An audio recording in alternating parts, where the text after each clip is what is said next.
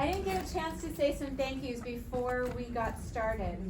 And I just wanted to thank our moderator, Kristine Schomaker, for being with us today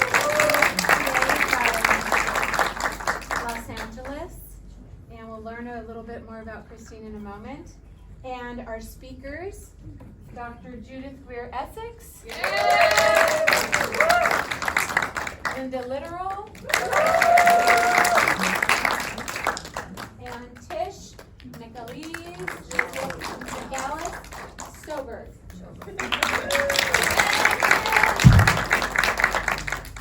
And also, I need to really give a very huge personal thanks to Leanne Kim and Jeffrey Ingman, who really mentored me and held me unconditionally through the insanity of trying to create a TED Talk. And I could not have done it without them, and I'm sure they knew every word of the talk and every beat. And thank you, Leanne, for giving me all of your expertise in the field of broadcast journalism and art and creation and film, and Jeff for the heart and soul and way to do, the mechanics and the heart and the words and the where to put my hand and where to put my head and all that. Just everything. So thank you so much, and I couldn't have done it without you. And Andrea Plichta, who is up there also, who is a doctor of acupuncture, and it was so great. I would come in for acupuncture, and she'd put needles in certain energy zones, and suddenly I would have this great idea. And somehow the acupuncture really helped to get the ideas out and move the energy around. So thank you so much. And to my husband and my daughter, who did so much to make this happen. Yeah, my husband also had to, he was a big contributor, so thank you. So anyway, we were going to maybe do the lights brighter than this, so you can see us. And then if we can, this mic is on, and then that one. Okay, so Kristine, we'll give you a microphone. Oh, thank you. Is this one on? Yes. Yeah? Okay. Is that good, Gary? Yes. Okay. And then the brighter lights. All right. So, all right. Things are happening over here. Okay, so I just want to turn it over to Kristine Schomaker. And Kristine is a trailblazing artist, curator, and co-founder of Shoebox Arts and now January Arts, her new nonprofit. And she is celebrated for her inventive blend of mixed media and performance. Her acclaimed Perceive Me project dives deep into the intricacies of self-perception and how it intertwines with societal views. Her work challenges viewers to question and reflect on beauty, identity, and how they are shaped and influenced by the world around them. Kristine's work encourages a deeper exploration of personal and collective identity. So, welcome, Kristine, and thank you so much. Thank you.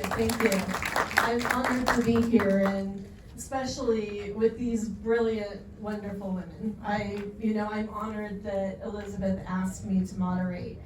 When she first asked me, I was like, I know I have a little bit to contribute, but, after, meeting these women and seeing what they do and reading about them, and, I'm just blown away. And then, of course, watching Elizabeth's TED Talk again today, it just makes me feel like I'm not alone. And, that's the one thing that I try to do with my art, is to help others see that, that we're not alone, that none of us are alone. So I hope you all go away with that, we're all dealing with something, and, there's a healing power in art, and that's exactly why we're here today. So thank you. So I'd like to start by reading a short bio on each of the artists. And I didn't know, should I read the bio and then each artist read an excerpt, or should I read the bios first? We'll read the bios first, Okay. and then we'll go, each author will read their excerpts. All right. Starting with, of course, Elizabeth. Again, thank you, Elizabeth.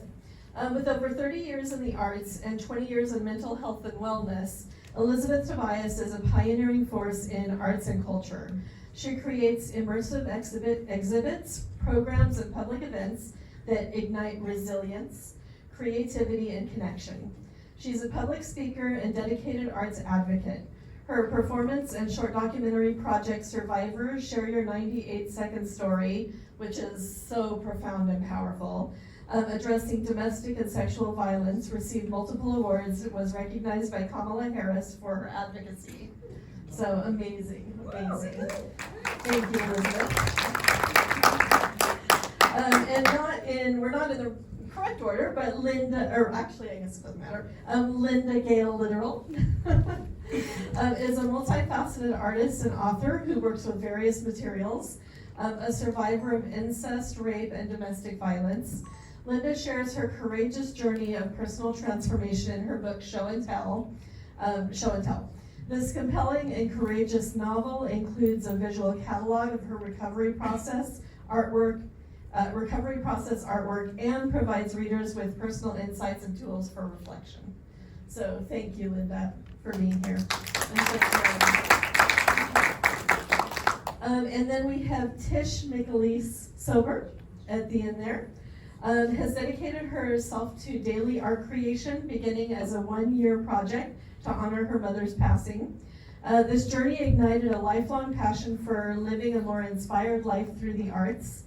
As an expressive arts therapist, author, painter, and the founder and director of Expressive Arts at 32nd and Thorn, Tish has created a vibrant community space for creative expression. Her book, Artist as a Verb, extends her vision of a world where everyone has the space to express themselves every day. So, thank you, Tish. Yay. And then we have Dr. Judith Greer Essex. Judith is an artist, dancer, and the founder of the Expressive Arts Institute. Thank you.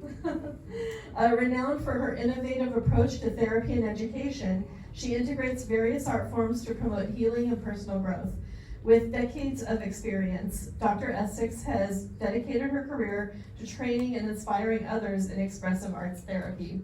Her forthcoming book, Mastering Expressive Arts Therapy, A Practitioner's Guide, will be the first comprehensive teaching text on the history, theory, philosophy, and practice of intermodal expressive arts therapy. It's going to be amazing.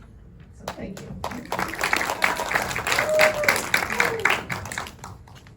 All right. Let's see. Do you have an excerpt from your book, Judith? Yes. So each author is going to now share an excerpt of their book with us. And here's a microphone. Oh, You want me to hold it for you? no. I'm just wondering if this is what I want to read. I'll read this. So this comes, how's the sound in the back? Is this good? Okay. My book, by the way, is still with the publishers, so coming soon. This is from the preface, and it talks a little bit about the loss of my queer brother and the impetus for starting the Expressive Arts Institute. I think I'll skip over this first paragraph. It says, I never focused on one thing. I'll just read it. While I taught movement for actors and physical imagination at various universities and theaters, I also worked in a variety of mental health settings, creating a dance club and doing my own performances. I was a busy woman, and that hasn't changed. While I was waiting for UCLA to develop a PhD in dance movement therapy, I completed a second master's degree in counseling psych and took the California licensing exam. For about 25 years, I taught at local universities and privately, performed, worked in mental health, pursued various educational opportunities.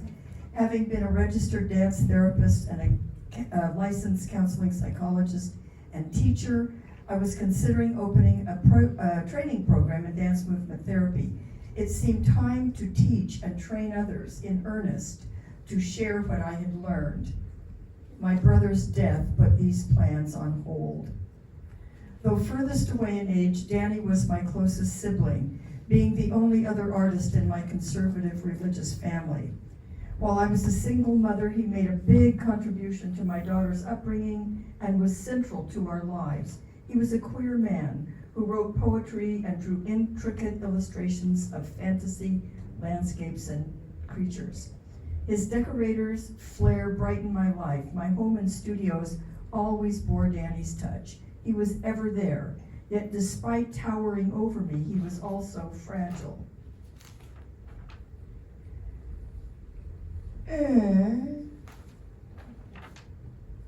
Wrong page.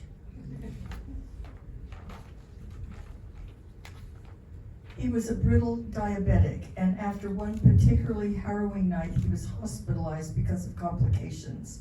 After a week, the crisis was over. He was due to come home next morning. Instead, I received a call at 4 a.m. from my mother. Danny had died, a fatal heart attack at 42. The loss of my little brother crushed me. I staggered forward like a zombie, doing what was listed on my calendar. At some point, I felt adrift, and I knew I needed to stop working. I needed to make room for my grief. It wasn't that I couldn't do my job. Work was a welcome refuge from my emotions. It was that work was the only thing I could do. At my studio, I would teach or see clients and then come home to utterly collapse. That was no life. While reaching out to my community for support, a close friend told me about the European Graduate School offering a PhD in expressive arts therapy. She knew it had been waiting for UCLA to open a doctoral program in dance therapy, which never happened. So I was disposed to consider another program, another option. And then I tell the story of how I met Paolo Canil and got his permission to bring his work, which was the most profound I had ever experienced in terms of using an art-based approach to healing. I wanted to bring it to my hometown, San Diego. So in 1997, I incorporated, started the Institute the next year, and the rest, as they say, is history.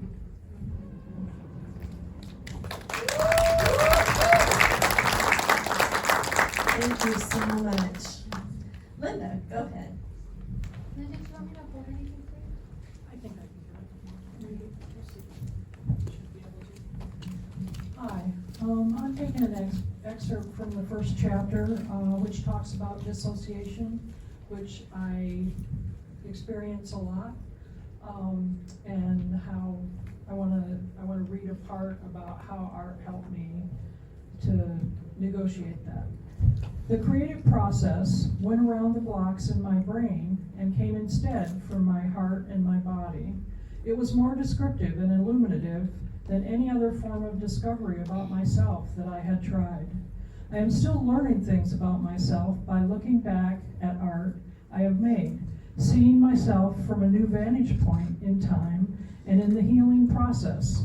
I cannot see all that is exposed until I am ready to accept it and heal. It is a difficult process. Making art is another way to expose what should not be exposed. My internal and external worlds agree. It must be kept silent. It takes a lot of energy and determination to push past blocks that have been in place for years. The creative process heals and exposes what I need to see within myself to understand the damage, and it is worth the effort. When I do not understand the images that I make, there is a sense of knowing and strength in the process of expressing myself. There is a sense of rightness when I paint these images. I feel like I am doing what needs to be done and saying what needs to be said. The colors and faces allow me to see the pattern, the way it repeats and the way it changes. The way my healing goes is illustrated in these paintings. Some of the colors are distinct from each other, separate and alone. A lot of the shades are a mixture and blending of colors to become softer and more integrated.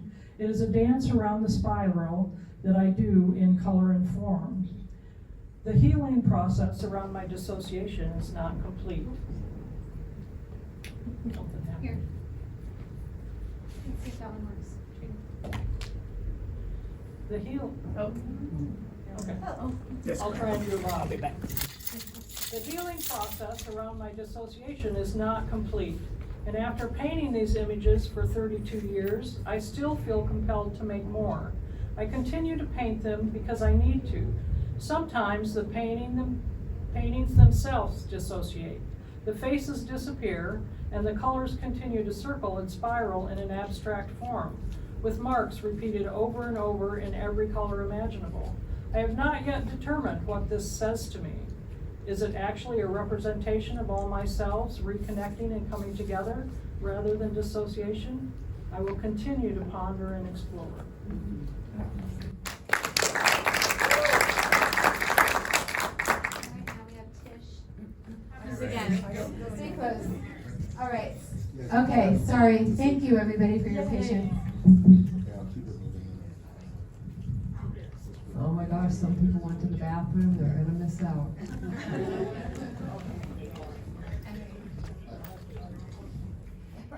Yeah, they'll have to find this. So my book is a daily reader to create a daily or regular art practice, which could be as simple as a scribble a day or making something with your food on your plate aesthetically pleasing, or writing, dancing, gardening. And so I also wrote the book as a daily practice. So this is many years. This is day 281. Art as support through tough times. Just moments ago, I found out a dear friend died. Annie always called me baby in her Texas way. I love you, baby. At 80 years old, her spirit was young and vibrant in her last days. She had made it through months of deep depression and was now happy. She was back making her sweet art, sparkly baubles that she would adhere to painted canvas boards. Helpers at her living center were lined up wanting her to make a piece for them. It was good exercise for her arthritic hands to pick up the small pieces and squeeze the glue from the bottle. Though her process seemed random, on days we would visit, I would assist her with tweezers, picking up sparkly beads as Annie directed me where to place them. She would point saying, "No, baby, that doesn't go there, it goes here." Again, I hear her voice, clear and loving in my head. In my grief, my immediate impulse is to turn to my art. I want to find a blind contour portrait I did of Annie a year ago or so ago, complete with a pink pussy hat, modeled after a photo she has sent me. I want to look through my photos of her showing her art at my studio and do my own art in response to her sudden death. The first thing I do is come to my writing. What can be more comforting? The first thing I do is come to my writing. What can be more comforting for me than to write about Annie and share her with the world? She was an example of finding art in her 70s and creating until the end. It is never too late to begin. My writing comforts me. Not only does it hold her story, but also holds my story in real time. My art helps me slow down and feel my grief. This entry is for you, Annie. Wherever you are now, I hope you know how much I love you.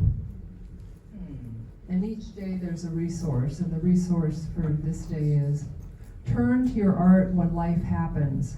Let it hold you and comfort you. May it help you express what needs to be expressed so you can feel supported and keep going.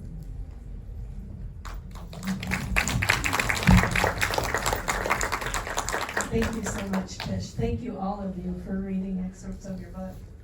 I think we're going to jump into the questions now. Yeah. So I have a question. I want to start off to all of you. I have some individual questions. I get called brave quite a bit because of the work that I do, and people ask me how I put my vulnerability out there in the open through my art. So I'd like to ask you, questions in relation to that. How has art helped you heal, grieve, transform? And you've talked about it a little bit, but if you want to go a little more in depth, talking about just how art has healed you. Let's see, Tish, do you want to start since you have the... Well, similar to Greer, the death of my father and my beloved dog and then my mother brought me to expressive arts, and so it was 3 weeks after my mother died, I did the intro, and so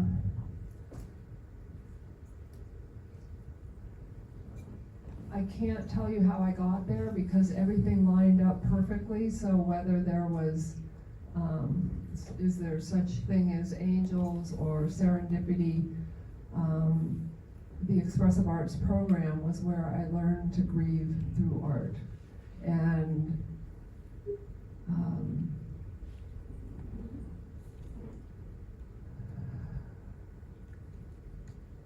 to be able to hold a silence. And to be able to be seen holding that silence, and the gratitude that by learning to grieve through my art, I was given a new life. Thank you. I think that's one of the hardest things, that there's the art of silence. Lynn? I came to art late. When I was little and being abused, I didn't talk. I had to take therapy to be able to speak. I didn't talk in class. I just didn't talk because I couldn't tell the secrets. As I got older, I learned how to talk and was able to live my life, but in my 30s, I took my first art class, and it was a ceramics class, and it was almost as if I already knew how to do it. I started making sculptures, and my hands just knew what to do. And by being able to, and that was when I first started doing therapy around my childhood sexual abuse, and it was very difficult for me to talk. But when I was able to do artwork and all these things that came out of my hands, it was like I was taking that trauma outside of my body and putting it in this object so that I could see it. And so that then I could put words around it, because all of a sudden it was out there in a way that made it so that I could comprehend it, rather than in here where it was so overpowering and overwhelming I couldn't do anything about it. So art was really the avenue that allowed me to begin to heal. It allowed me to start finding words to be able to talk about the trauma, and it's just an amazing process. Thank you, Linda. Judith? Well, my art has been my companion, whether that's been writing poetry, or my journaling, or movement, or drama. My art has been a guiding star that will lead me forward and suggest a way to go. It's been my magic mirror, much like you said.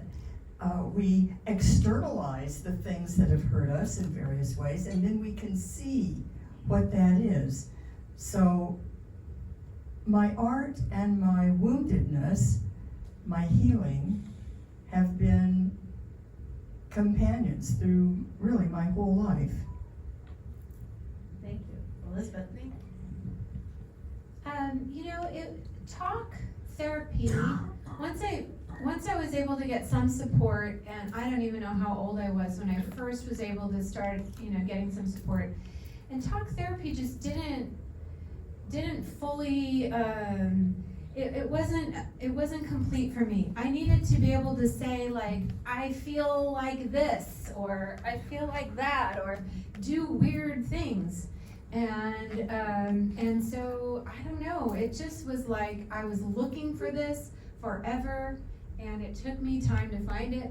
And when I found it, I knew I had found it, you know, it felt really good, because you know, the trauma, the energy, it's stored in our bodies and our senses in different places, and it, when you've gone through extreme hardship, it's hard to say it in words and to connect, to feel a connection to the words. There's like a detachment almost. So this helped me to really find a way to express it fully. That's beautiful, thank you, thank you. So what helps you to continue to talk about your traumas and your healing, and why? And we can start with you, Elizabeth.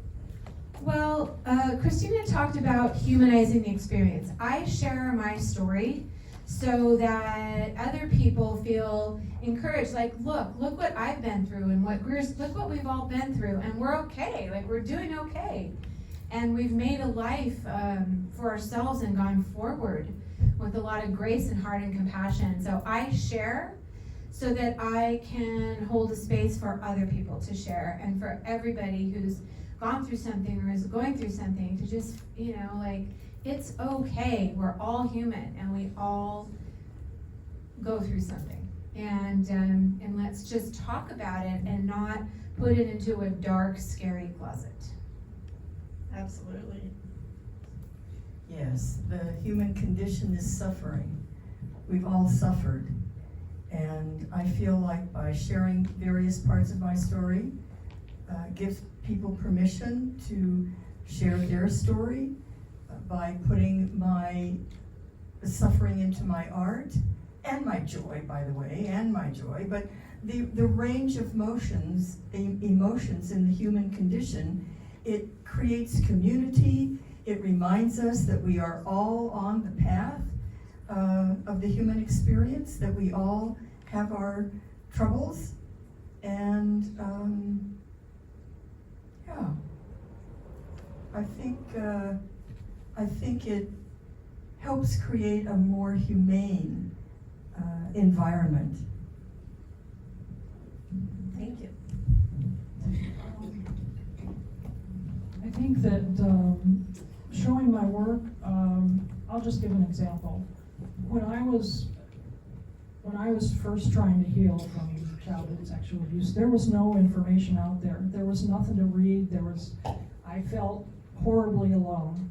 I keep making my work and showing my work in public venues and talking about it, because every time I do, I get 5 or 6 women come up and talk to me about what happened to them, and how being able to come into this show and look at my work helps them to understand that they're not alone.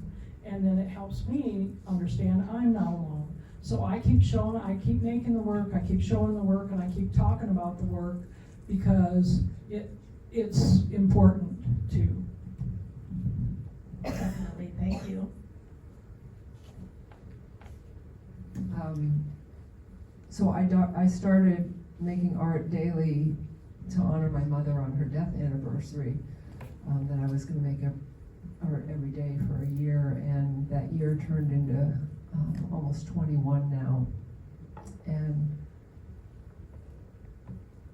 my art making is part of my day. I cannot go to sleep at night if I don't show up to express whatever needs to be expressed for that day. And sometimes the expression is just in a paint stroke, and sometimes it's I have to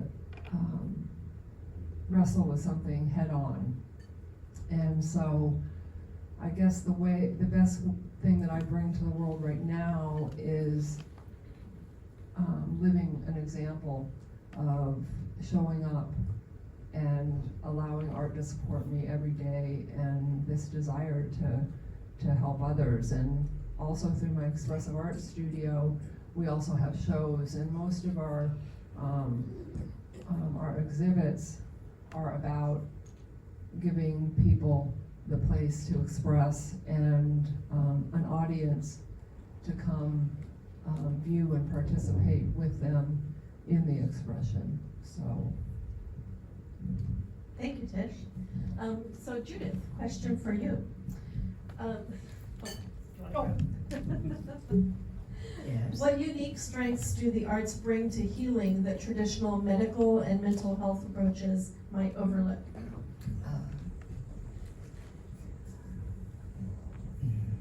Well, first I want to say that I don't have, I'm not rejecting traditional medicine. I think that it's extremely useful, but I think that it often doesn't see the whole person.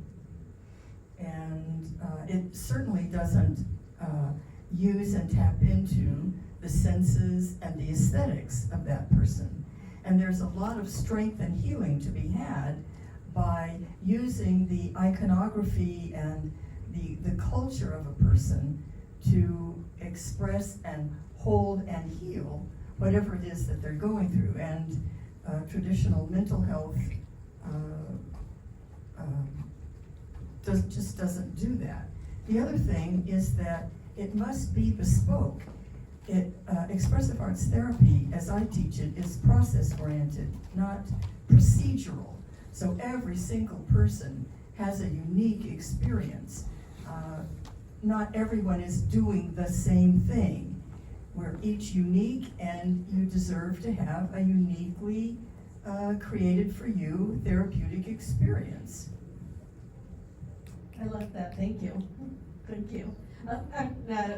Excuse me, another question for you. Oh. Talking about expressive arts, tell us about expressive arts itself.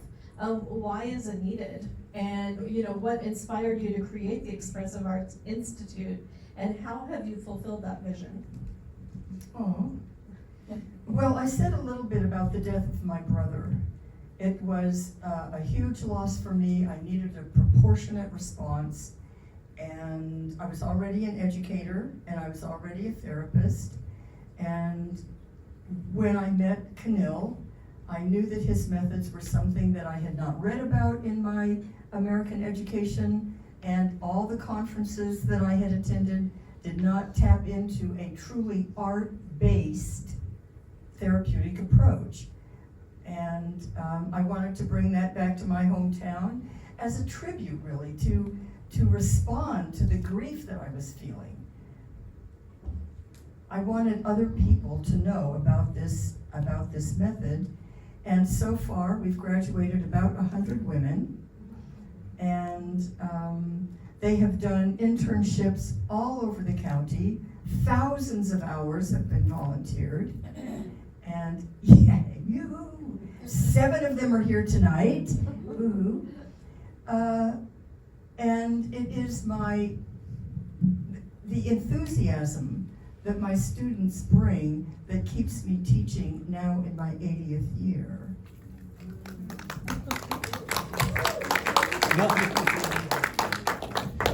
And thank you for that. And jumping off of, and this is a question for all of you, but jumping off of that, how have, I guess, the rest of you, made a career of art and healing? How have we? Yeah. Does someone else want to start? Tired of my voice? Never. No, never. We love it. So as far as building a career out of art and healing, that's a really interesting question because it's a very abstract path. You have to be quite entrepreneurial and self-motivated, and what I've observed, starting with me, is I just follow what I love and what I love doing, and I just keep doing it.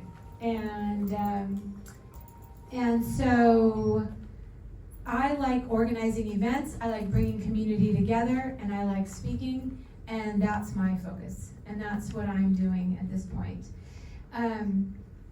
It's interesting, each one of us has a different passion in the community, and we all seem to, find our path. But anyway, it's really about do what you love, for me.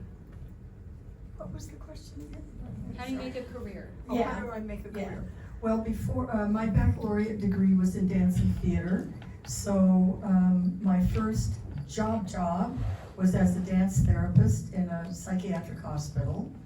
And I loved helping people by activating the body. In Western cultures, the body is ignored. We try to heal the head and imagine that our thinking is the thing that's driving all of our actions and sad behaviors. Nothing could be further from the truth. Your emotions are driving your behaviors and helping create your thoughts.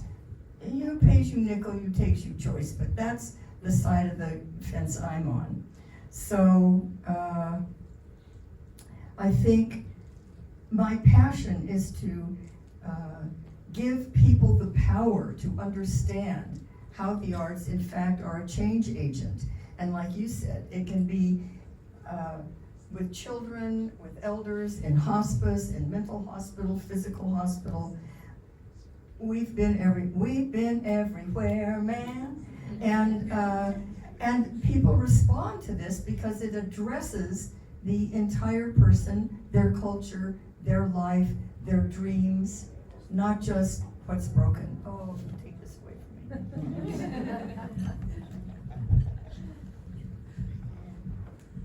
I've been an educator while I've been a artist all along, and I always tell my story about why I do the artwork that I do. And I think that being able to teach at Las Colinas, about 85% of the population there has been sexually abused. I taught at Donovan State Prison, where a large portion of the men have been sexually abused also.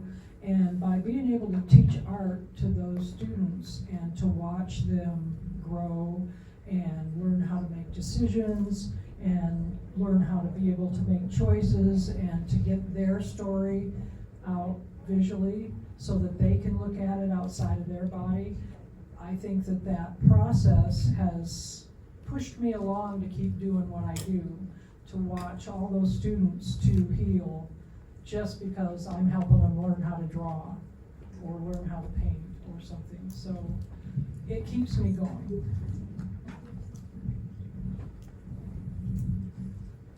I think somebody said a driven entrepreneurial self-starter or something like that. Well, that would be me.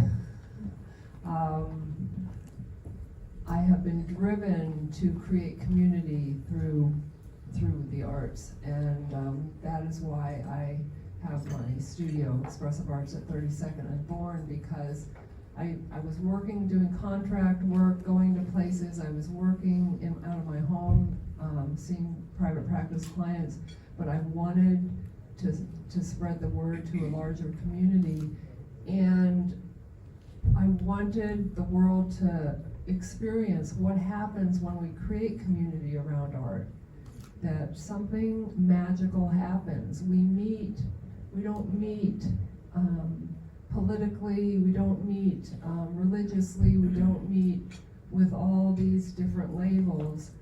We meet through the art, and there's something amazing that happens where we can become vulnerable and we can let go of some of the ideas and constructs that have been put upon us. So just a real gift. Thank you, Tish. Back to Elizabeth now.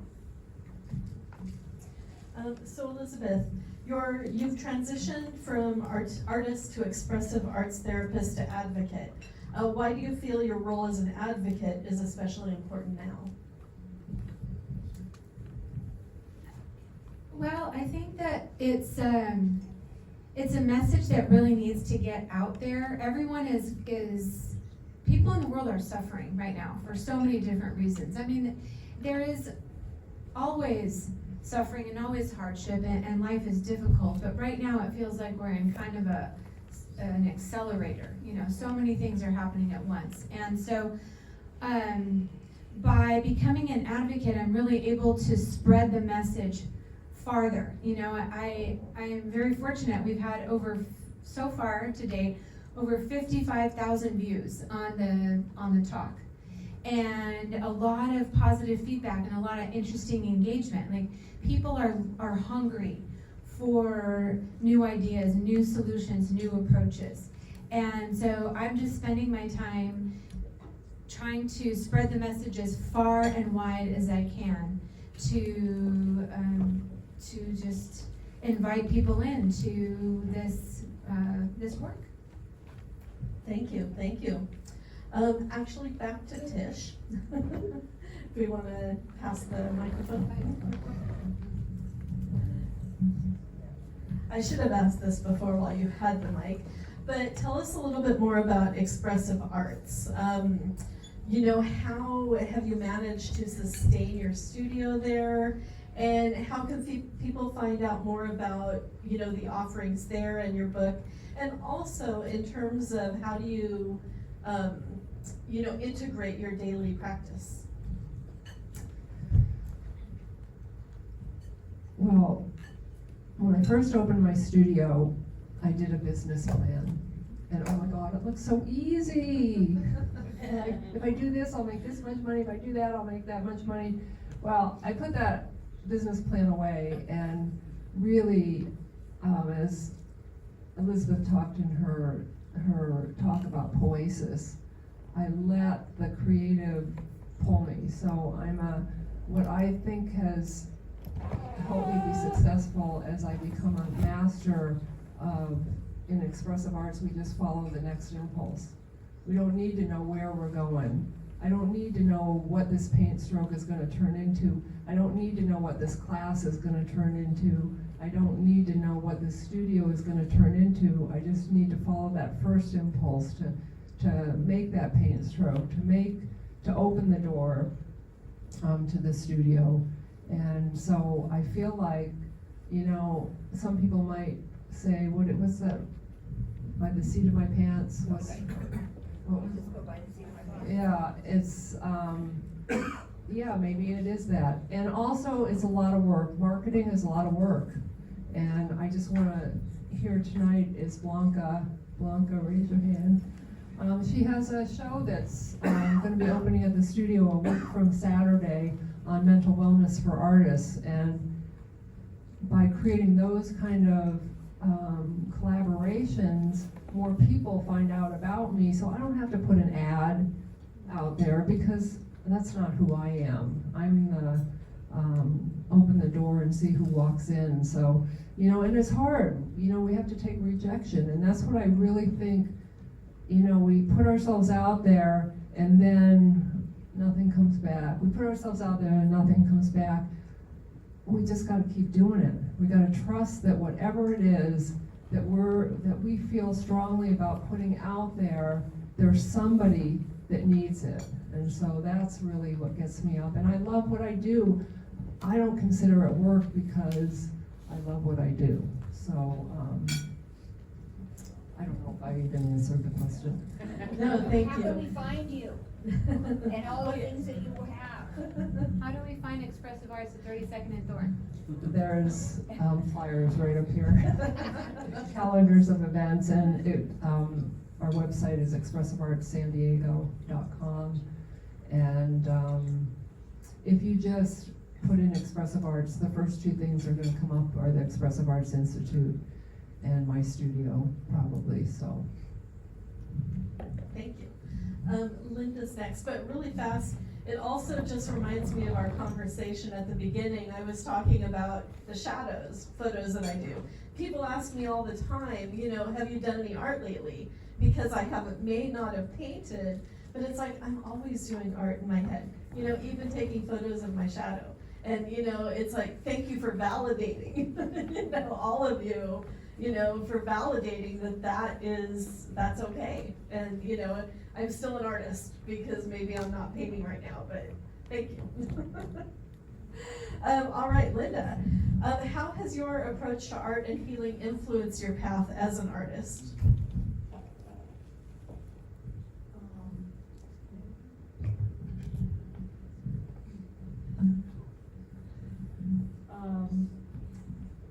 I think the art, they inform each other somehow. Being able to heal allows me to make more art. Being able to make more art allows me to heal. So it's this cyclical process that just keeps working and working and going to the next thing that needs to be healed as I make work. Right now, I'm in a real lull. Since I wrote my book and finished all the artwork for the book, I have mostly been just resting, I think, because I needed to, even though I feel like I'm doing something wrong because I'm not making work. I think that's also important, to be able to reflect and to look at what I've been doing over the years and thinking about what I might want to do next and how important is my teaching to me, and being able to do classes at Las Colinas again since COVID kind of cut that off has been really special in a lot of different ways that I didn't expect. So even though I'm not making work right at the moment, I'm doing work that still spreads the message that it's important to do art and to help yourself heal. Does that answer? Yeah, absolutely. Go ahead and keep it for a second, because now I want to ask you about your book. And, talk about the challenges of putting your book together, and getting the message out there of the book. And also, of course, where can we purchase the book? Okay. Well, the book has been 20 years in the making. I went to graduate school specifically to be able to write this book. I was not able to write this book until 2 years ago when I wrote it. It's been in my head for a long time. I kept thinking about it, but I couldn't put words on paper until all this serendipitous stuff happened during COVID, and I was able to have the cooler room at our produce. Lynn Suschultz gave it to me for 4 months, and I went in there and wrote the book. And then I had to make artwork to finish the book. What was the rest of the question? I got lost there. Where do we find it? Oh, it's on Amazon. And over here. And over here, of Yeah, course. it's right over here. Sorry. It's here. If you buy it here, it's signed. No, it was a really important process, I think, for me to be able to write the book and to get it all out there in a way that made sense. It makes more sense to me now as I look at it as a 20-year process of healing and all of the work that I did over those 20 years. The book really starts to make more sense of my life somehow. And I know, and this is just a question off the cuff, you have a show coming up in a year or two, I think? Well, it's not for sure yet. Oh, oops, sorry. I keep talking to the curator. Maybe I'll have a solo show with the work in the book, hopefully, in about a year. Of course, follow everybody on Instagram and keep an eye out for that, because it's going to be fabulous. Elizabeth, back to you. And we'll end with Elizabeth and a couple of questions. So what support or resources do you need from the community to enhance the impact of your arts and healing initiatives? And this could be a question for everybody and also the audience. Yeah, thank you. I'll start and then we'll see if anybody wants to sprinkle in. Something that we talk about is that in mental health, our work can be very confidential, so people don't necessarily know we're here. Sometimes we're behind closed doors. So basically, just know we're here, hello, and we're a community that is available to collaborate with you and to work with you, and we want you to want to work with us. So, open invite. And then also, I would really like, everybody in this room is a change maker of some kind in so many different sectors.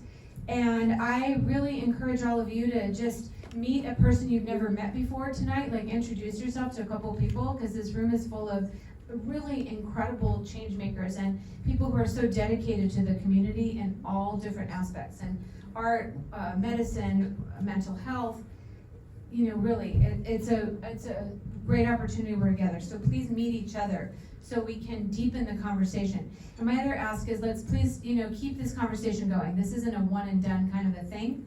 And let's keep the conversation going. Let's keep this alive. And we'll focus, I'll do this again, I'll organize more, and we will keep having these conversations so that we can get together and talk and brainstorm and share about what we're doing.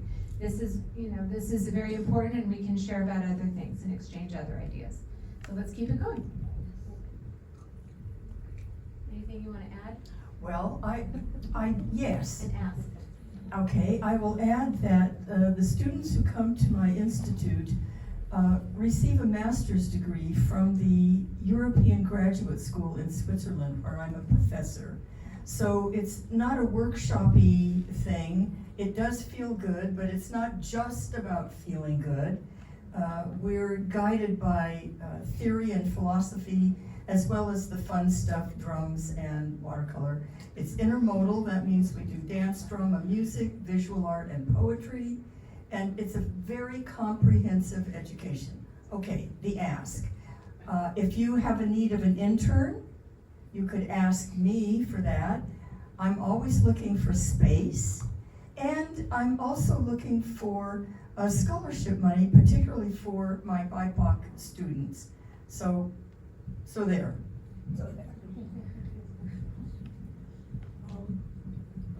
I guess my ask would be to talk about your traumas with other people. Make sure that we put everything out there in the world instead of hiding it. Also, I have a studio at Space for Art, which is an organization that supports me completely in the work that I do. They just wrote a grant for me to teach at Las Colinas next year that we just made the second round. So support those kind of organizations that support this kind of work in your philanthropy every year. It's important. Most of the work that I've done in the past has been volunteer. Some of it has been paid, but mostly I just go out and do it, and I buy the supplies and I do the work. I'm blessed that I can do that to a certain level. So just support the people that are doing the work, whether through an organization or through them personally. Well, I guess my ask would be that each of you learn to create art daily. Because that will keep you more balanced. It'll keep you from getting burnt out. It'll help you stay current with your emotions and the things that are happening in your life.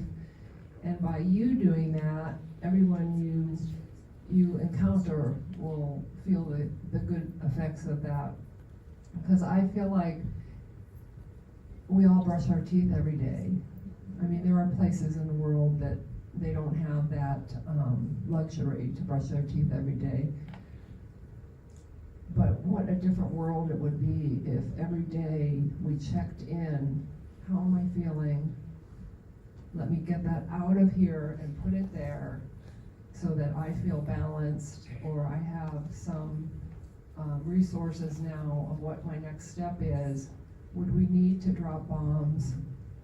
Would we need to be cruel? Would we need to be alone? Would we need to be driven by those emotions that take us to bad, hurtful behavior? And so my thing is make art and spread the word. Thank you.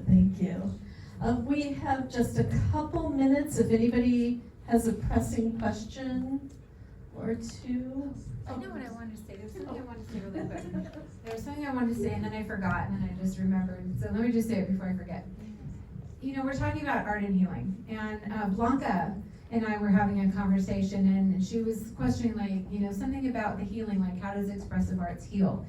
So, I have a form of cancer, and art is not curing the cancer, but it's giving me the strength and the will and the desire to keep living. Mm-hmm.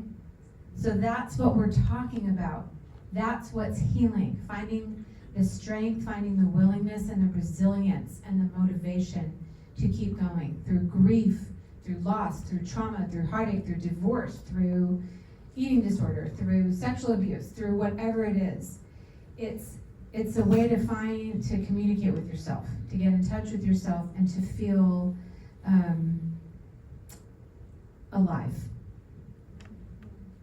Beautiful, beautiful, thank you. All right, questions now? Okay, I think, Blanca? hold on. Oh, I get to do this fun thing now. Get my steps in.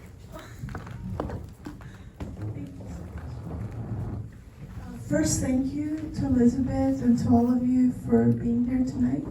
Thank you for having us. My two questions are, number one, do you know why it might be that at hospitals, when anxiety or depression come up, the first method suggested is talk therapy? I've never heard anyone say, well, you may look into expressive arts therapy or art therapy or other modalities. So that's number one. And what can we do to change that? Number two, would it be possible to have a directory or a listing of some of our friends here? Because I've held one mental health resource fair last year. One will be held in October, thanks to Tish at Expressive Arts at 32nd and Thorn next year. So it's too late now for involvement, but next year I'm holding one at Menge International Museum, and I would love to incorporate some of you, not just my friends who are psychotherapists. Thank you. Yeah, we have to somehow keep in touch. Do you want to answer from down there, and I'll keep the mic up here? Yeah, is it on? Yes, okay. Well, I'll just respond. I don't know that I can answer, but I'll just respond why Western cultures go first to the head and thinking, because our culture is based on logos. We are not corporeal, embodied kinds of people. We try to think it through, which will never lead to a complete answer. So that's the penny's worth of my response. And talk therapy is very helpful. I mean, it all works together. Yes. We're not rejecting any form of healing. We incorporate every form of healing, and we meet people where they are. And that says all healers, we meet everybody where they are. And it's scary to start this process. Wherever it is that you're going through, it's scary. And all of us, whatever our practice is, we're all trained. And so sometimes just somebody coming in and talking to you and being open and friendly is a way to start. And the other thing is that we are not medical model, and insurance can't bill for us. So in a hospital, this is where it gets really tricky. And so if any of you can help change the entire system, that would be super cool. So we can work in hospitals and get paid. And sometimes we can, but oftentimes we have to work for free. We're the people that have to work for free all the time. So is it work if it's for free? I don't know. But anyway. Elizabeth, though, we do have people working in hospital. We have several people working at Scripps, for example. Oh, great. Yeah, Danica Tessier worked in a hospital. I worked in a hospital. And so, small steps, baby steps. Yeah. All right. Who else has a question?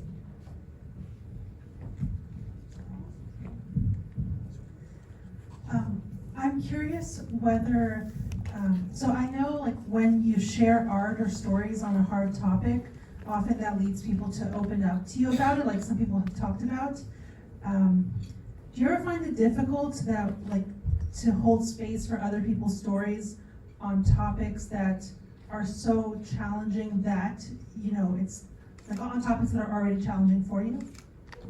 I'll pass it along. My response to that is no, because I'm a witness.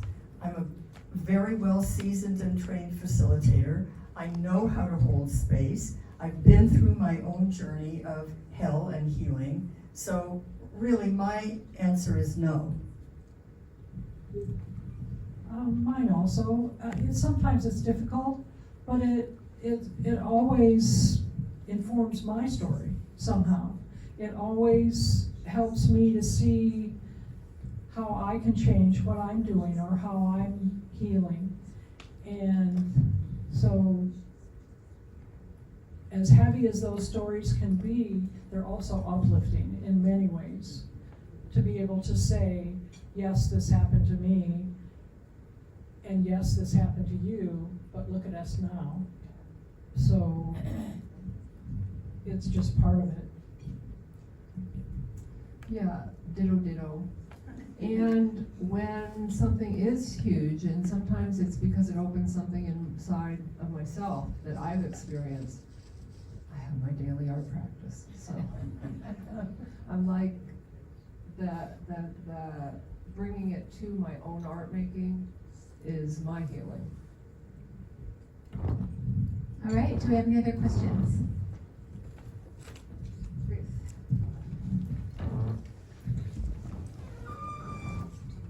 So I hope I can, I'm not quite sure how to articulate this, but my question is the relationship between individual healing and societal healing. Linda, you talked about working in the jails and the fact that 85% of the people who are incarcerated were abused. So then I think about personal healing, but also wanting to get the stories out to affect the system that's causing abuse to result in incarceration. Or the same question for you. I've actually noticed, and in my own experience, that the Jews that I know who were sexually abused also had relatives who had the trauma of the Holocaust. And you would think that the last thing that someone who went through that would want to do is abuse their children or their cousins or whatever, but unfortunately that happens all too often, and it feels like a story, and I can say this personally, that connection isn't being made. So I'm wondering if you could talk about how getting the stories out can not just heal the individual, but heal the conditions that are causing the trauma in the first place. I have an answer to this story in my view. Hello. Hi, friends. You know, something that I wanted to, I'm glad we asked that question, and this is my response, and I'll look forward to hearing from the others. You know, people are craving connection and a tangible path forward through the challenges we've been facing. And when we imagine better outcomes to our challenges, we make it real. How do we make it real? We create hope. And hope is contagious, and it does have a ripple effect. And we can't solve every existential challenge, but we can think globally and act locally. So I think that what we need to do is focus within our community and do everything we can within our community to activate our resources, thinking about, you know, the global situation, but acting locally. So that's my response to you. But hope really is contagious. I'm not saying in a campaign speech kind of way. I'm saying like literally, hope is contagious. When we imagine better outcomes and they imagine better outcomes and we all start imagining better outcomes, we create change.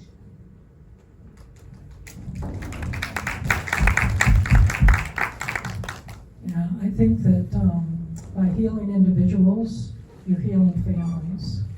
The women that I teach at Las Colinas, I know that when they go home, they treat their children differently. They act differently.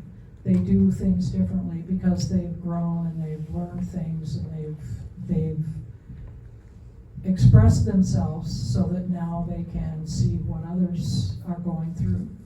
When you don't express yourself, you can't look at anybody else, you can only see yourself. But by healing individuals, you're healing communities and you're healing families, and eventually that'll come full circle and they'll start healing others also, and they'll start healing others also.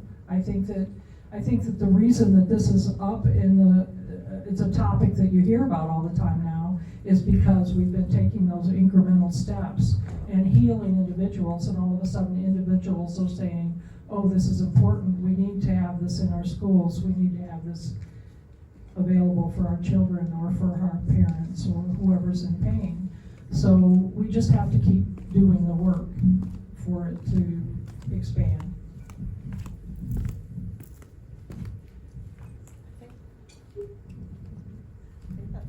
Anybody else want to chime in? There's another question. Oh, we've got time time for one more question, because we're at our, Rachel, time. we're respecting all of your time, and thank you so much. And if you'll give us a couple more minutes, we will look forward to wrapping it up. This isn't really a question, it was a response to the question of like collective action and change, and I think arts activism plays a really big part in that. And if we want to have change in the incarceration system or things like that, there's artists like JR who created films, going into prisons, talking to these guys, creating art with them, putting those stories out in the world. And so I think these much larger scale art projects and things like that can get the word out and get more and more people behind very specific initiatives. So I think there is collective work that we also do, not just one person at a time, but community-based work can be really powerful. Thank you. Good reminder. Well, thank you all so much for being here. Thank you for taking the time out of your evening, for driving through La Jolla traffic, for doing everything it took to be here. And please talk to at least 2 or 3 people you've never met before and ask them what they do. These are all incredible people here tonight, and we can't thank you enough for sharing this experience with us and helping us spread this message, get the word out, and let's do great things and make the world more beautiful.